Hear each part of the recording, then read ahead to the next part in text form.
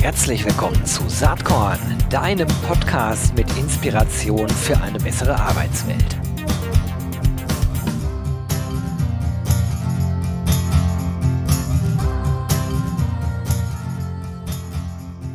Hello everybody, this is Saatkorn again with an English update of our little show here, and I'm super happy to have Bobby Bajaj here on this show. He's a Vice President Sales and AI and Talent Experience working for Phenom. Everybody will know Phenom, I'm sure about that one, but I'm super interested to talk with Bobby a little bit about his career experience and where's the status quo of Phenom right now and what are the big plans for this year.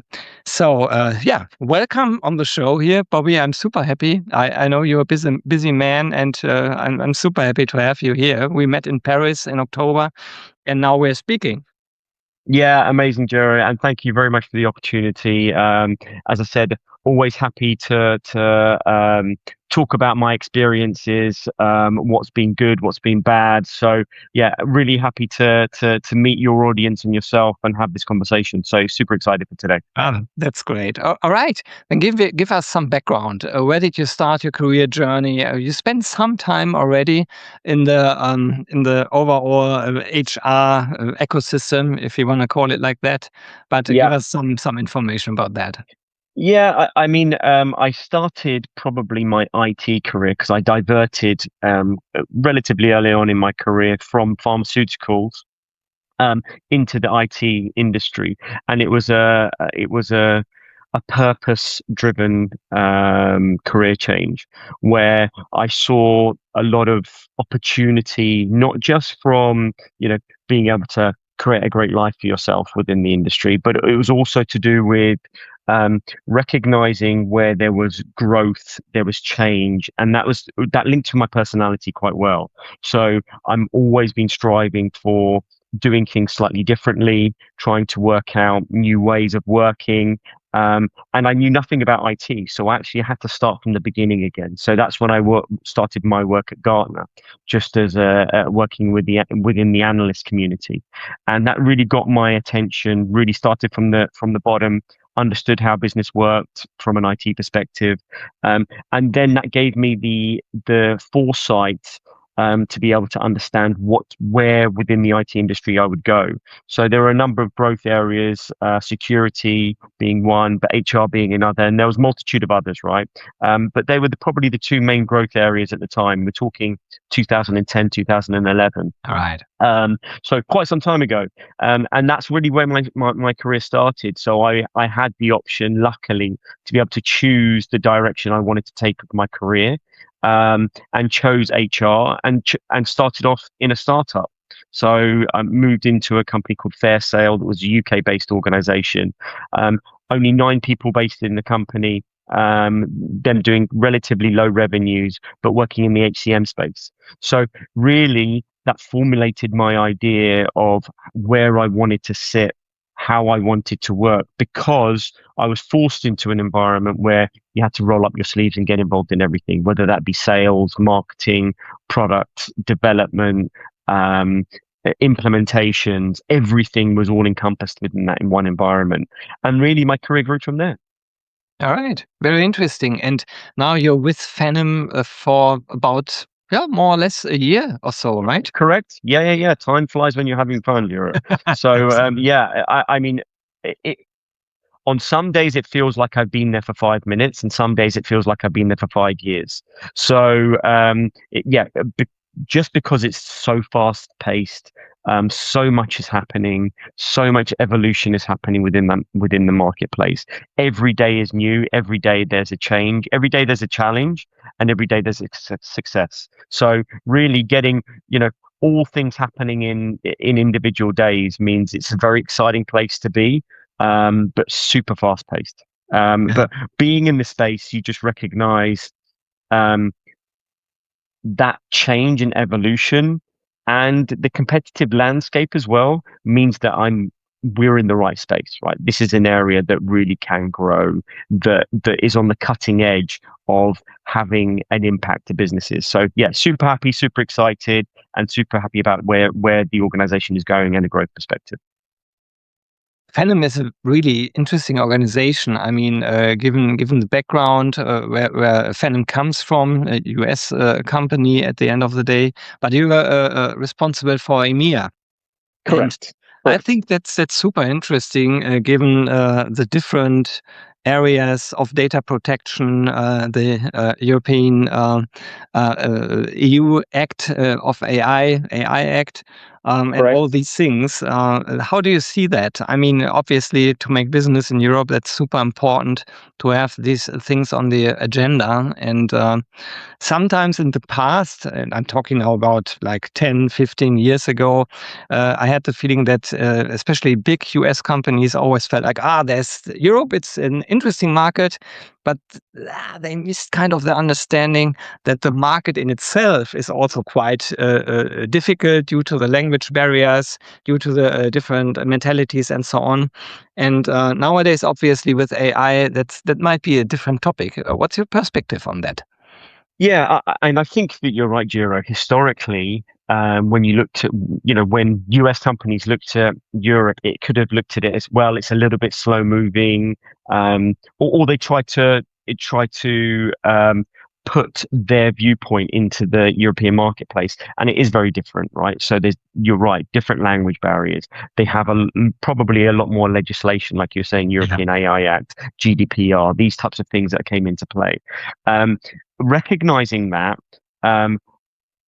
we're at an inflection point, I believe, where when organizations are now looking to move into AI, they're now, even in the US, they're now having to think a little bit more like the Europeans because of the impact AI is having on their business.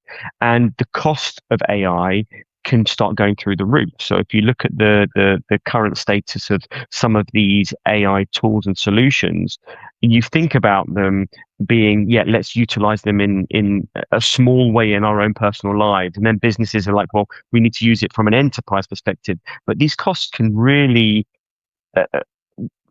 be huge when enterprises are looking at taking it on that way. So now they're having to slow down and think, actually, what impact are these different things having to our business? And so therefore, I think not just in Europe, but throughout the whole world, they're having to think about things in a slightly different way. But the European market has probably always thought that way, where they've gone a little bit slower. They've really tried to find out what's going to have the most amount of impact into their business, what's going to reduce that risk. So now the great scenario that I look at Phenom being in, and the way that we're starting to work, is not just talking about feature function and whether these things work for the organization, but it's really talking about the business outcome and talking out something specific that's going on within that business. If we're able to fix that one component, then AI is going to pay for itself for very small changes within their business. And that's where we're really looking at getting to. So it's not about saying this is a shiny new product and this is a great thing, where things may have been done before, even in the US, but all organizations are having to think about how they're going to implement and utilize AI in their organizations in a very different way. But the European market has always done that. And now we're very well set up for those types of conversations because we're very much focused on business outcomes. So yeah, super excited about the opportunity now, because I think organizations have all now recognized that this is the route that they need to take, because they're comparing different AI projects within different areas of their business, whether it be HR, whether it be sales, whether it be marketing. They're all working out which one are they going to prioritize the most, and the organizations that see the impact and can identify the impact will move the quickest. Yeah. The whole focus on outcome and results becomes increasingly important, I think, also from the customer's perspective. I mean, in the past, perhaps you paid for a license, but now you want to pay for the result. So that changes the market drastically. When I take a look at Phenom itself, I mean, how would you describe Phenom as it is today to somebody who doesn't have any clue at all? So, in its most simplistic form, think about getting the right talent in the right place in your organization. So, every organization has a need for talent, whether that be external or internal, moving them around into the right position within the organization, because at the end of the day, organizations need talent to be able to move ahead. And we know that there are new solutions and tools, and we talk about AI and how they can potentially replace people. Again, thinking in the AI space, where organizations probably, when they looked at AI in its first iteration, were like, well, AI can replace 50% of our jobs or 80% of our jobs. Well, actually, it's not about replacing those jobs. It's making sure that the jobs are done better. And you still need people to make sure that they're done better. And it's the movement of those people. So it's about finding the right talent, utilizing AI to find that talent. It's about nurturing that talent. It's about moving that talent into the right places as companies evolve, and using workflow, automation, and AI to be able to do that, and having a platform that takes the employee on their journey from hire to retire. Um, and being able to interact with their current ecosystems, right? So we're not looking at wanting to have to replace everything, although we can in certain gamuts, but really it's about making sure that that journey is done as well as possible, reducing the operational cost and creating more operational efficiencies, but also adding benefits to the top line. So enabling the revenue within that organization, enabling them to move into new marketplaces as an organization changes. All of those things are now center and foremost. But essentially, it's getting the right talent in the right place from wherever that may come, internal or external. Phenom markets itself as a Phenom applied AI talent intelligence platform. And I really have to say, a few years back, obviously AI was also part of the story, but nowadays it's integral. I mean, it's really the core of what you're doing, right? Yeah. Uh, it's being very specific. So when we're talking about um, being applied AI, we're talking about specific scenarios that are happening within an organization, and using AI where it's needed, and not just saying AI is here. So, we built out 24 different agents for 24 different scenarios, but we have the grounding and understanding all of the different workflows, all the different technologies that are necessary for AI to work. So, everything starts off potentially with a career site, how you interact with an organization. So making sure that that is AI enabled, making sure it changes based on what a potential candidate is doing when they're looking at you as an organization, but also you as an organization being at the forefront and showing yourself off the best. So,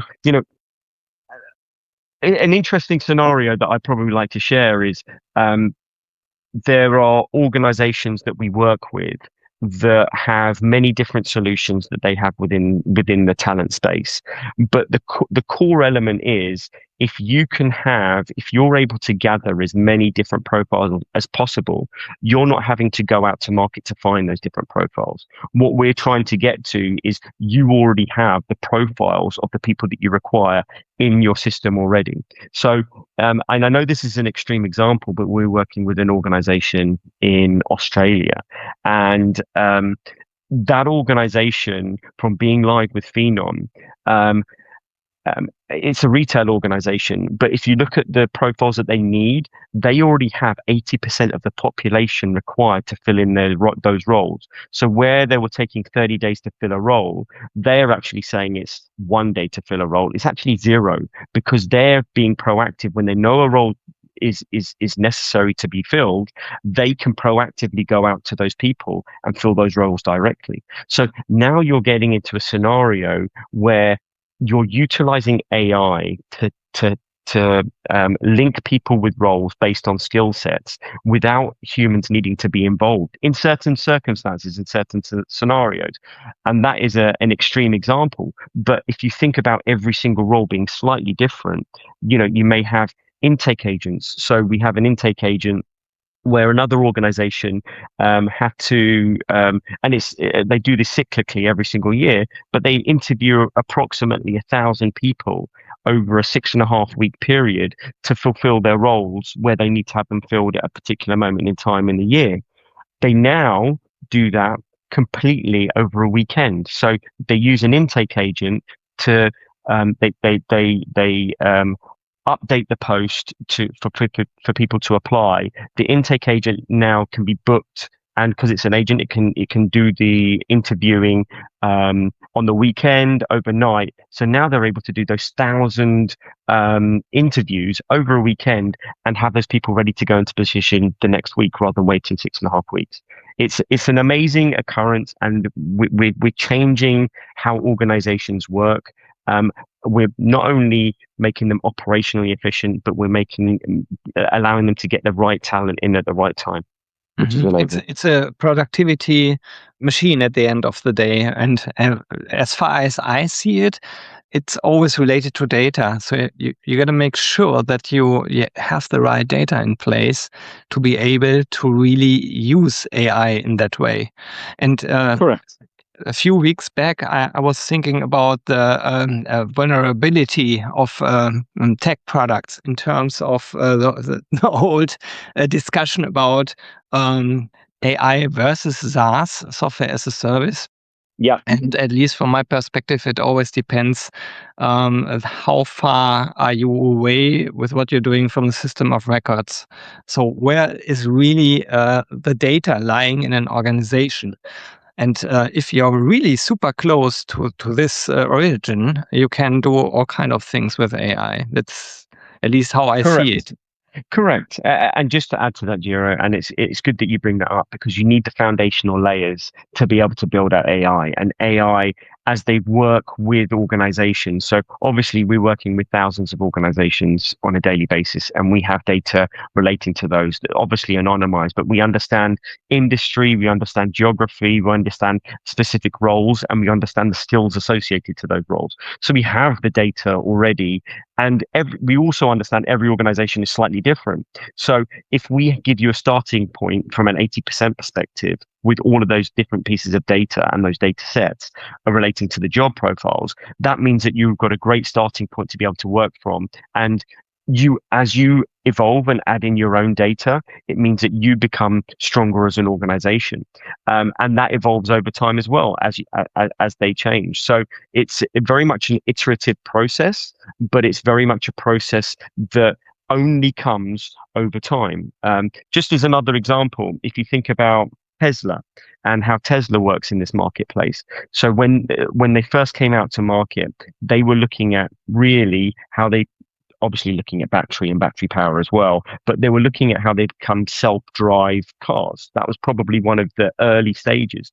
And when they first came out with the proof of concept, they'd done something like 3 million miles in the car or something like that. And they were able to come out with a proof of concept. But before they could actually have something that was running, they had to wait a number of years and had to have billions of miles run in the cars to be able to get to the point where they're actually able to get a car on the road. We're in exactly the same scenario. Luckily, we've been looking at this for the last 10 years. So we have the data, we have the data sets. We're able to now be in a position where we can go out to market. But going to market in a fresh scenario where you're having to build out the data yourself means that you're going to come across many different problems when you're utilizing AI. So that's why having a little bit of a head start has helped us out, Gero. That's interesting. It made me think a little bit from the outside looking in. Would you define Phenom to be an AI native company these days, or would you still say Phenom falls into the category of software as a service? How do you see yourself these days? Yeah, so we would say AI native because we've been doing it for so long. Now, obviously, SaaS has been there from a number of years ago. I remember when SaaS first kicked off. And you fit an organization into a bracket, but we've always done AI in the background with regards to understanding and utilizing that data to make our solution that much better. And now we're putting in naming mechanisms on there and putting applied AI on top of that. But essentially we've always been AI native because we've been evolving and learning as a solution. So and especially now, I think, again, we talked about from an outcomes perspective, rather than talking about a feature function scenario, we're really talking about outcomes for organizations. And when we're now talking about, if you run a project and it doesn't work well, it actually has a revenue impact. So we're not just talking about operational efficiency, we're talking about both operational efficiency, we're talking about revenue growth, security of revenue, market share, competitive intelligence. All these things come into play that really determine the success of these organizations now, because everybody is running along this path and everybody is challenging for that talent and everybody wants to have better profitability. So yeah, we're here to help different organizations as they are in different scenarios themselves, but we look to really have a deep understanding of what those goals are for those organizations, and then cater to those. That's very interesting. What's the current status quo? If you would describe now, we're talking mid-June, so the half of the year is already over. When you look to the end of this year, I mean, what kind of challenges are lying ahead of you? So I think, whether it be the end of this, whether it be through half of the year or we're looking at the end of the year, I think the challenge remains the same, which is knowledge share with organizations. So there's an educational piece that we have to have with organizations, that they sometimes need to think differently, and they've got to evolve the way of their thinking. If you want to take on AI, they're now finding pushback from, whether it be their investors, their shareholders. Every penny these organizations spend, they have to look at how they're going to get that return on investment. And HR, I have to admit, has been a space that hasn't always had to look at things in that way. I think in other areas, when you look at sales, when you look at marketing, they have always looked at an end product being an outcome. Whereas HR have some, it's unfortunate, but this is a reality where HR has been looked at a cost rather than an investment. You have to have HR, you have to you have to be able to manage people, but actually, what impact are those people having on that business? If you didn't have the people, how would they? And actually coming up with some specific numbers has been difficult for HR. They've had to go out to other areas of the business. Now they're having to speak to, business units within the organization to say, if we don't do this, what impact will it have to your business? And they're hearing directly from their co-workers or, the managing directors within their businesses to say, yeah, if we don't have this done, this is going to be the impact. So education, knowledge share, and basically sometimes shocking those companies about how much we already know about them.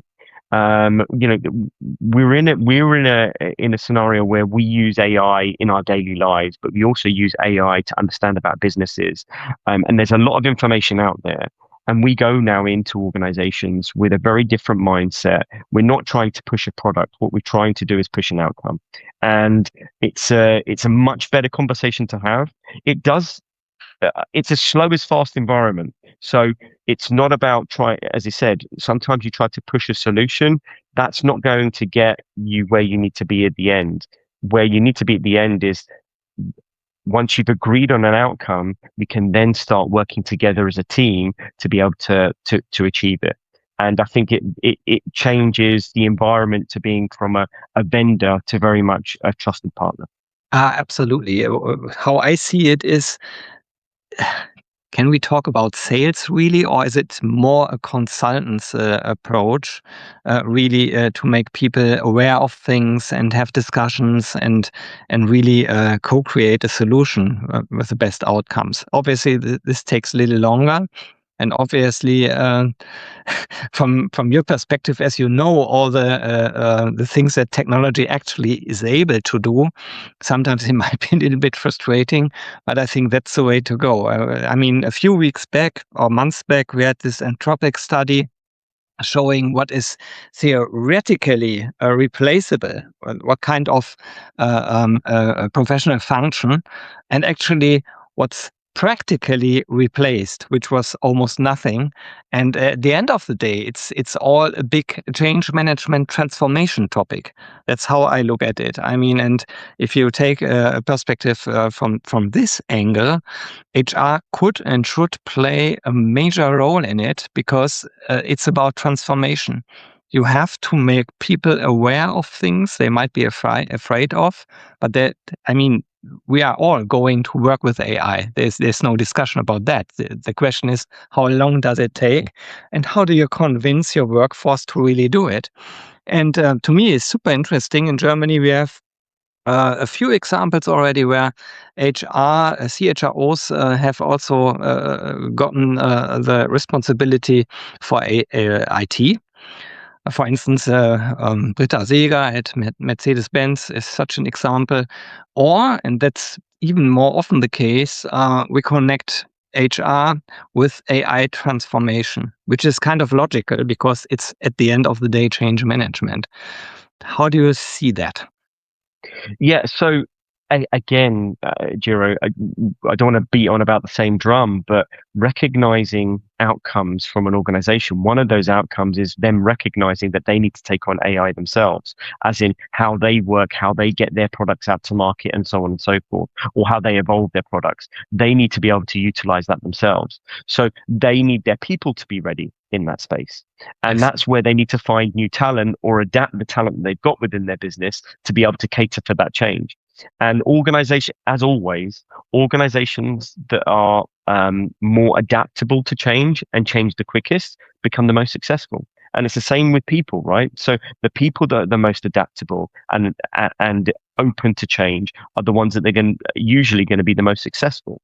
And we're coming to this inflection point within the whole of this environment. And I don't know how long it's going to keep on evolving and changing, but it is a constant change right now, where you have to think differently, and you almost have to think differently almost every single day and question things every single day. And by doing that, being inquisitive means that you're going to be in an environment where you're going to enable success as much as possible, or you'll be able to see where there are blockers within your way that are stopping you from being successful, and then you work out a way of getting rid of those. And like you said, HR is becoming more empowered, and we've recognized that the collaboration that's necessary between HR, IT, operations is needing to be there all together. There are some studies and there are some people within, that are talking within the space that, HR is dead, IT is going to take over HR. I'm not one of those believers, but what I do recognize is it's all going to be completely interactive between all of those different departments. I agree. And they've sat away from each other far too long. This is causing them to have to do it, because they realize if we don't, we're going to be making the wrong decisions. And I think some of them have already gone down the path of they've made decisions, or IT have made decisions on HR's behalf, or HR's made decisions on IT's behalf, and those projects are not being successful. And that's caused them to really lag behind and then having to start again. So what's the impact of going through an implementation for a year, trying to make it work for another year, having the contract for 3 years, and then having to start all over again? It's massive. So they're really recognizing they have to work together, make sure they get those decisions right, and make sure that they're all inclusive in the decisions they're making. So when we talked about us being not in sales anymore, very much consultative, it is very much, it's viewed as being slower, but actually slow is fast in this space. So once you go slowly, understand everything, decisions can be made very, very quickly. Yeah, that's great. I like that. In terms of the ICP, I mean, there might be now several people listening and saying, "Oh, wow, this sounds really interesting," but I'm pretty sure that Phenom is not open for every company of any size. So could you give us some information? What kind of customer profile is really interesting for Phenom?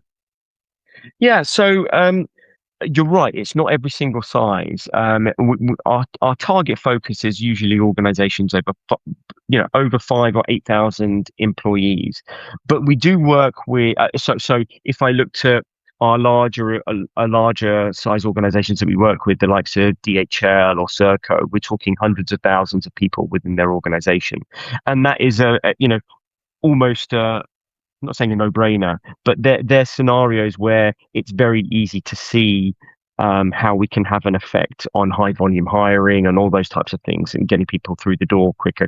It's a very easy scenario to look at. But we also also have customers that are in the 2,000 to 5,000 bracket that are quite complex. So the more complexity there is within an organization, the more necessity is to look at how each of those different roles are fulfilled and how much impact each of those roles have. So we may be talking to an organization where each role is, I don't know, worth 10 million euros per role, in comparison to an organization where they have 100,000 people, but each of those roles is having 50,000 euro impact. So again, it's horses for courses, but we just need to have an understanding of those businesses. But ideally, it's looking at the businesses that have already gone on a bit of an AI journey, so they have a bit of an understanding of what's been going on historically, but then they have complexity and size. That's usually our sweet spot.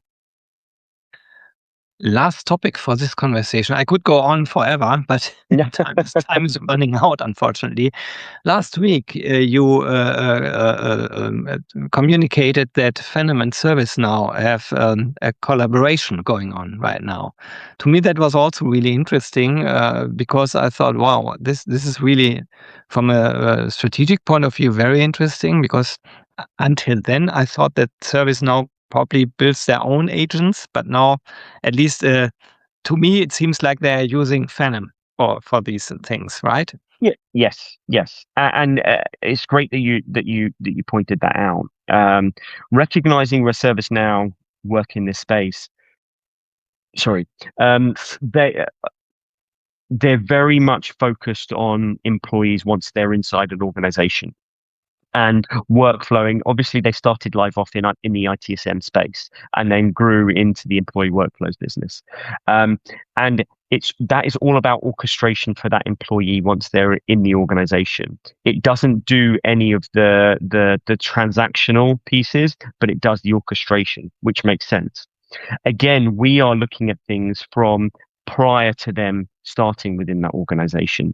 So how do you actually get the right candidates in once they're from an external perspective? And it's joining those dots up. So it's just a continuation. So when we're talking about intake agents or any type of agent, whether it be language barriers or whatever it might be that we're having a discussion around, we're very much looking at how we get the right candidates into the organization. Once they're in the organization, there's a streamlined handoff into ServiceNow, so it orchestrates them through their journey for the rest of their career. So it's very much a collaboration that it enables a one-stop shop and the least amount of friction for an employee or a candidate to become an employee to then carry on with the rest of their journey. So we believe it's going to be a fantastic collaboration as we move forward. Makes sense. Very, very, very last question, because you mentioned it, the AI agents that we have now, and if you think about how AI agents might look and work in like 1 or 2 years from now, do you see an end of the user interface? So again, there's always going to be a handoff between having a personal human at the end or an AI agent. All I can say is it's an evolution. I don't know, I don't have a crystal ball, so I don't know which direction it will take, but it is very much on a user basis. So, we're getting feedback from our customers that we're actually finding surprising ourselves. So there are some very regulated industries or with more difficult, highly skilled jobs that have been trialed to have AI agents do the screening for them. And we've had feedback that more than 80% of those candidates prefer using the agent to be speaking to a human. So that is surprising to us, right? It means that there's more value derived from it. But if it went the other way, I wouldn't have been surprised either. So recognizing that scenario has occurred and they're preferred because they can interact with it at any time of day. There is no bias involved. They don't believe that they believe they can be more honest when they're talking to an agent. You know, all these things have been validated off the back of companies utilizing our solution. But where it goes, how far it goes, is all dependent on where the market decides it wants to take us and how humans want to react with it.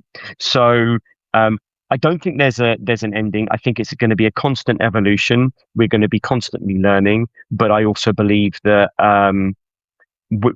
this is a very exciting time, and I don't believe that jobs are going to be taken away. I believe that we're just going to become more productive, and as within the industrial revolution, more people will find better things that things that they're better at to be able to add to society. Well, that's a nice last sentence for our little discussion here. Bobby, thank you so much for taking the time here to discuss these point of views with SAATKORN. It was a great pleasure. Hope to have you on the show in the future, and I wish you all the best. Thank you very much. Can I just say one more thing, Gero? Of course. I just wanted to highlight, and it is a little bit of a plug, but listen, there's a lot of information out there in the marketplace, but we are running an event in November, 4th and 5th of November in Paris. It's called I Am Phenom Europe. We ran one in Germany last year, very, very successful. But we have a whole host of people speaking at the event. So you won't just hear from me, but you'll hear from the likes of PwC, Capgemini, our customers like UCB, Borealis, MasterCard, Serco, DHL, just to know what their journeys have been like and what is happening in reality. And that's really what we want to share. We're very open as an organization. We want to make sure that people make the right decisions as they go through the journey. And it may be Phenom, it may be something else, but we just want to give the information out there. So please do come along. Gero, I'll pass you over a link that you can put onto this podcast for people to have a look. Yeah, brilliant. Sure. Yeah, but I Am Phenom Europe, 4th and 5th of November in Paris. Perfect. Au revoir and see you in Paris. Merci beaucoup. So, das war diese SAATKORN Podcast Episode. Ich hoffe, dir hat Spaß gemacht und sie hat dir gefallen. Bevor ich jetzt hier rausgehe, noch ein kleiner Tipp für dich. Abonniere doch kostenlos meinen SAATKORN Newsletter. Dann gibt es jeden Sonntag alle Podcasts, alle News, alle Artikel, alle Verlosungen, alles, was ich auf SAATKORN so mache, gratis in dein Mailpostfach und du hast bequem alles an einem Ort und verpasst nichts mehr. Das Ganze kostet, wie gesagt, nichts. Den Link zum Abo gibt's in den Shownotes. Würde mich freuen, wenn wir uns da wieder treffen. Ganz lieben Dank und bis bald. Ciao.